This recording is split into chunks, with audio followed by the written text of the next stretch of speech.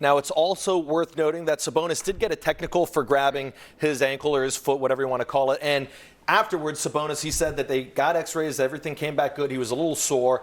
Everybody around the league wondering whether or not a suspension is going to happen. You asked me last night, Eric, what the timeline was. Nothing today from the NBA, though there are reports from The Athletic that say a suspension is unlikely. I mean, he left with 7:03 left in the game. The Warriors tied it up twice, but they ultimately ended up losing. They're thinking it could maybe be a time served since he missed most of the fourth quarter. A crucial part of the game, too. I mean, Adam Silver, the commish, was in the audience last night. So, I mean, he saw it happen firsthand. He saw what Green was doing. But, I mean, this is what Green does. Yeah, that's what I'm saying. I mean, this is, like Sabonis said, this is his game. Exactly. This is how he plays. One of the big storylines coming into this series was how are you going to try and handle Draymond Green's antics? And talking with Malcolm, who's a big Warriors fan here at the station, one of our managers, he feels like it was all on Sabonis. But I think Sabonis just beat Draymond at his own game.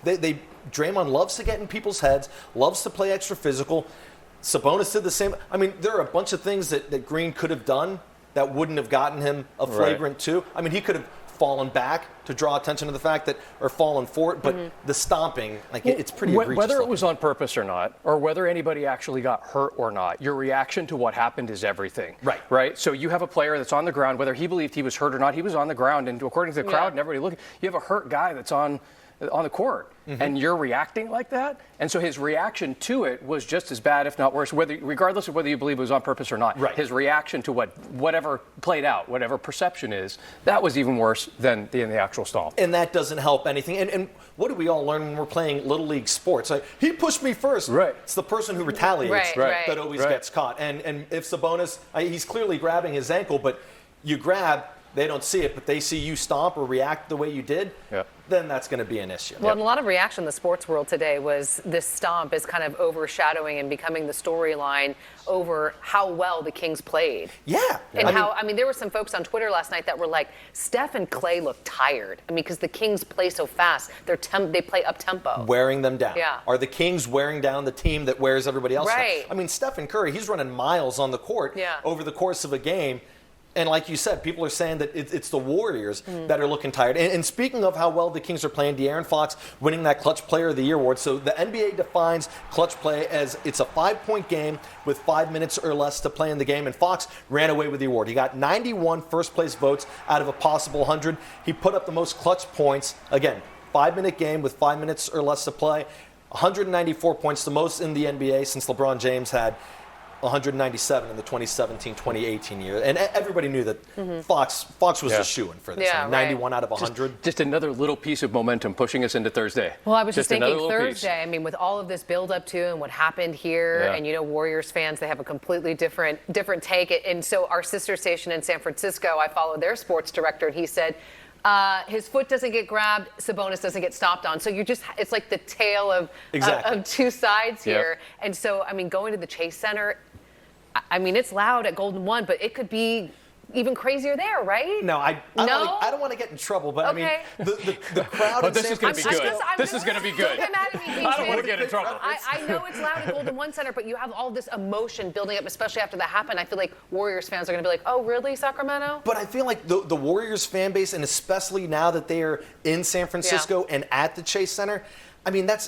I'm a UT alum, University of Texas. The knock on Texas was always it's a wine and cheese crowd. I think that's kind of what you have with Warriors fans in the Chase Center. And they're not in Oakland anymore. They're not at the Coliseum anymore. I think, or Oracle. I don't think Warriors fans are going to be able to show up. I was talking about this on Saturday. I think you're going to see far more Kings fans in the Chase Center than you've been seeing Warriors fans in the Golden One. Light the beam. I want to see it. I want to see it. I think if the Kings are in position, you will hear Light the Beam chants, because I think you will have.